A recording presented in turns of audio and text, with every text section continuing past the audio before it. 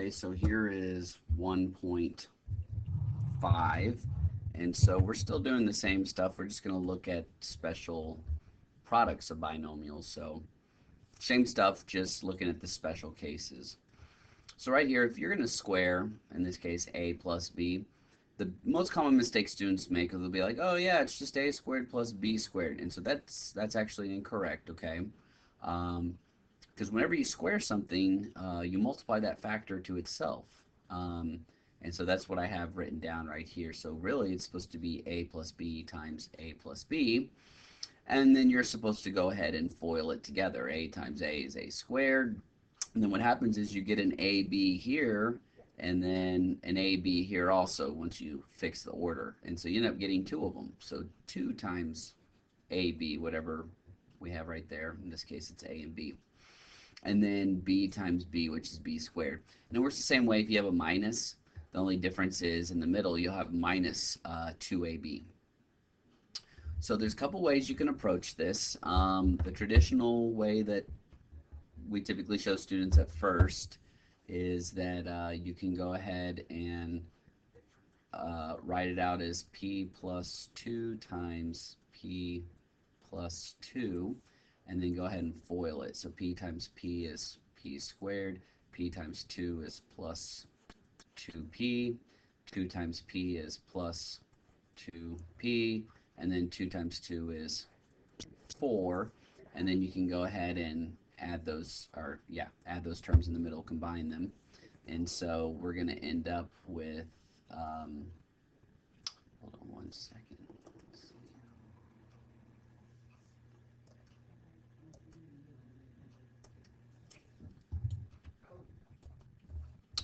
Sorry about that.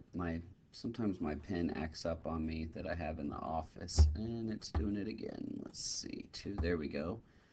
Then plus 4p, and then we have a plus 4 right there. Okay, so that is the answer. And so a lot of times, like I said, especially when you first introduce this, you just split them apart and FOIL it. But really, if you follow this pattern up here, there's a much faster way of doing it.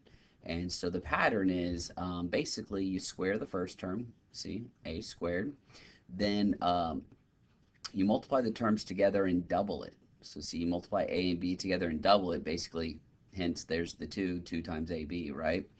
And then square the last one, which gave me the plus b squared. Same thing with the subtraction, but when you multiply a and minus b, you get minus ab, but then you double it, right? So you get minus 2ab. You know, if you want to split them apart and FOIL it, that's fine, but you'll see as we work down the page, we're going to start working with some that are a little bit more complicated, and to where this little shortcut's actually going to make your life a lot easier. So going back to the very first one we just did right here, if you follow the pattern, square the first one, p squared, multiply this together and double it. So p times 2 is 2p, and then if you double it, you get the 4p, and then square the last term, which gives you the 4 right there, the plus 4. So the reason you're doubling it is because when you FOIL it, you get the same thing twice. That's where the double part comes in. So you're going to multiply p and 2 together in 2 different places, and they're going to get added together. So that's why you just multiply them and double it. So if you look at number 2, if we follow the pattern, so square the first one, so that's going to be z squared. Multiply these together and double it, and so then the next part is you multiply these and double it. So z times negative 5 is negative 5z, and then when you double it, it becomes a minus 10z, and then you square the last term. And so even though it's minus, it's fine, because negative 5 squared becomes positive 25, so the last part's always going to be a positive. And just to kind of illustrate this, since this is only our second example, I mean, if you were to break it apart, z minus 5 times z minus 5, you'll see that, you know, z times z, there's the z squared, and then see what's happening is you're getting minus 5z minus 5z. Hence, you multiply it and just double it, because you're getting 2 of them when you FOIL it. And then the last part, negative 5 times negative 5, hence that's where that plus 25 comes from. So you're gonna do a lot of this throughout the semester, even when we get into our college algebra. So this is just a nice shortcut that I hope y'all pick up on and use. So number 3 is the same thing. So when you square the first term, be careful. You got to square both parts of it. So it's going to be 16x squared. So you square the 4 and the x, okay? Then if you multiply this together, that's negative 12x, and then double it. So it's minus 24x, okay? And then square the minus 3, so that should turn into a plus 9 right there. And like I said, if you struggle with this at all, I guess my suggestion would be to go ahead and break it apart into two and foil it, but this is going to save you time following this pattern. All right, so I got a couple more here for us to try. All right, so here throwing an extra variable, throwing some numbers and stuff, but really if you follow the pattern, you should be fine. So you square both parts, so that should give us 25a squared. Multiply this together, that's going to be 15ab, and it's positive, but we'll double it, so now it's going to be plus 30ab. And then square the last one. So then that's going to be plus 9b squared. There you go. Oh yeah, some fractions. Okay, so 5 will be okay. 6 will give us that'll be a little challenging, but we'll be okay. All right, so you square the first one. Well, that's interesting because I'm going to square an x squared. So actually, it's going to turn into, and actually I'll write this down because just to be clear. So you square the first one, right? That's the pattern. Then we're going to multiply this together and double it. So it's going to be minus 2 times, because I'm doubling it, this product right here. I'm going to put the 4/9 first, the 4/9, and then times the x squared right here. So I multiplied this together and then doubled it, and I put the minus right here in front. So it's right in front of the 2.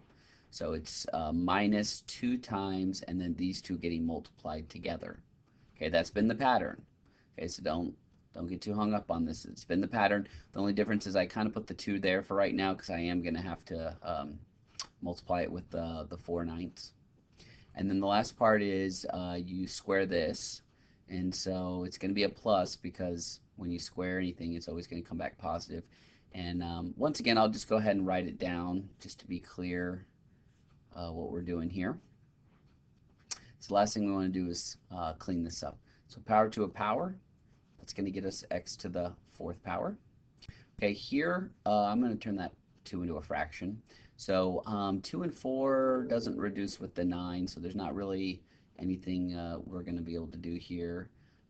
So let's see, that'll be minus 2 times 4. Let's see, that's going to be 8 over 9, and then let's see, we get x squared. And then here we're going to square both of those. So let's see, 4 squared is 16, 9 squared is 81. And so yeah, that one it wasn't the easiest one. It had some interesting twists and turns to it. Just gonna take practice. And yeah, number 6 might be a little challenging. And I mean, if you really want to, break it apart and foil it, but I would invest the time to get this pattern down.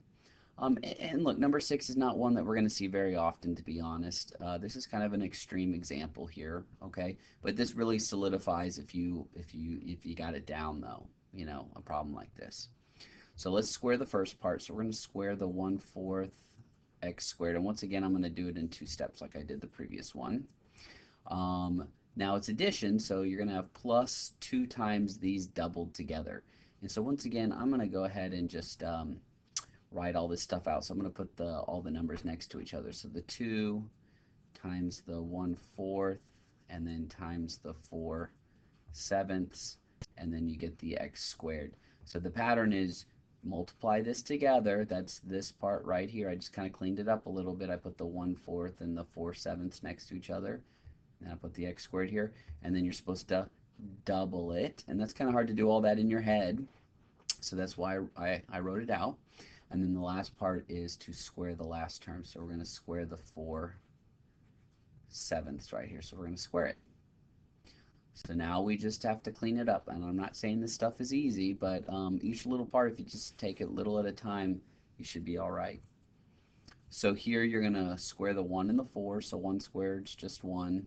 4 squared is 16. Then power to a power. So this is going to give us x to the 4th power. Okay. That's the first part of it. On the second part, you can put that 2 over 1 if you'd like.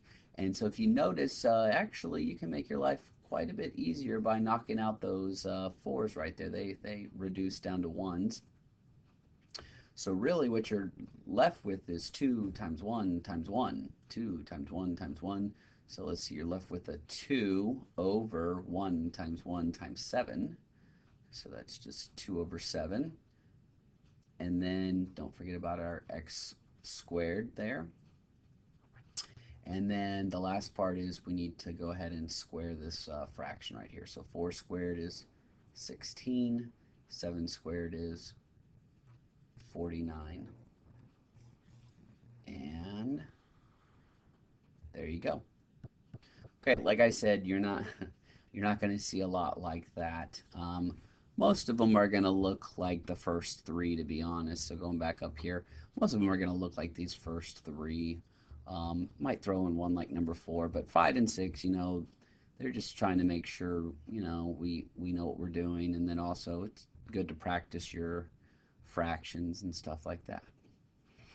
Okay, so the last special case we're going to look at, and once again, this will be something we'll see throughout the course, and this one's probably even a little bit easier to work with. It's known as the product of conjugates, and so what happens here is really you only end up with 2 things instead of 3, and the reason why is when you FOIL this, a times a is a squared, but then what happens is you go ahead and a times minus b is minus ab, but then b times a is a plus ab. So those cancel each other out. And I'll show you on this first example. And so that's why you just end up with a squared minus b squared. So really all you have to do is just take each one of these, and it's going to be this squared minus whatever this is to the second power. But like I said, on this first one, I'll actually kind of show you all the details. So if you look right here, you're going to have x times x, which is x squared, x times 2, so that's going to give us plus 2x, and then negative 2 times x, so that's minus 2x, and then negative 2 times positive 2, so that's going to be a minus 4. And so as you can see, what happens is these just cancel each other out. They just knock each other out. They're opposites. So we're just left with x squared minus 4. And so that's the pattern for these, is it's just the first term squared minus the second term squared. It doesn't matter where the minus and the plus are. It's just as long as they're opposite. So this example up here is a plus b and then a minus b, and down here I have the minus and then the plus. That actually, it doesn't make a difference. It's just as long as, that's what is conjugates, where you just have the same binomial, just ones with plus, ones with minus. And so you can see that on this next one. So you've got 2w plus 5, and then here you've got the 2w minus 5. So they're conjugates.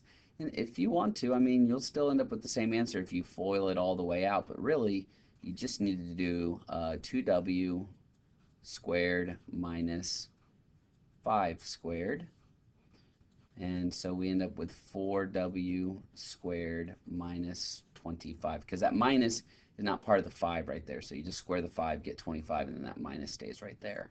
And so once again, if you're unsure, go ahead and FOIL the whole thing. What's going to happen is you'll get a minus 10w right here. This would give you a minus 10w, and you get a plus 10w. So those two parts cancel each other out. That's why we don't have anything here in the middle. And so the first part, 2w times 2w, hence 4w squared. 5 times a minus 5, so one's positive, one's negative. That's where you're getting your minus 25 from. So once again, these are going to be, number 7 and 8 are typically what you're going to see. You'll see these next couple kind of get a little crazy, to be honest. Once again, they're just trying to check, make sure we understand the concept. So you just have to recognize that they're conjugates, AB plus 7C, AB minus 7C. And so what you do is you take the first one and square it, and then minus the second component of each binomial and square it. And there we go. So we'll go ahead and square that. So we're going to get a squared b squared minus 40 9c to the second power. That's it. Done. So once again, if you want to FOIL the whole thing, that's fine. It's going to be more time consuming. It's just worth kind of getting this pattern down here. All right, 3 to go, and that'll be it. A little more space here. Okay, so same idea here. These are all going to be conjugates. So this is a conjugate. So you take the first one and square it. Then minus, we'll take the 5y squared. And we want to go ahead and square that. So we'll go ahead and do that. So this is just going to be x squared minus, this is going to be 25y to the 4th power. There you go. Done. Yep, got to have a couple fractions, but once again, I mean, if you just take it piece by piece, it's not as bad as you think it is, and it solidifies that you know what you're doing. So, got to square all parts here, so the 1, the 3, and the x. So this is going to turn into 1/9, and then x squared. You can put it out to the side up top if you want, that's fine. And then minus 16y to the 2nd power. That's it.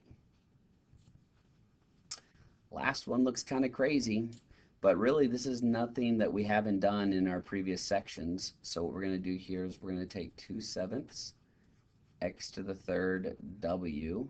We're going to square that whole thing, and then minus 3u, and we're going to square that whole thing. So we've done problems like this before, where you have to square a monomial like that. So, okay, so here we go. We're going to square all the parts. So 2 squared is 4. 7 squared is 49. X to the 3rd squared, so you have power to a power. So you multiply them, so that's going to be x to the power of 6. And that w just hasn't understood 1, right? So 1 times 2, so that's going to be w squared. So that's the first part. Then we have that minus. And then now you just square these two parts. So 3 squared is 9, and then you square the u, hence just u squared. All right, so that concludes 1.5, and I will be back in class on Tuesday, and I'm looking forward to seeing y'all then.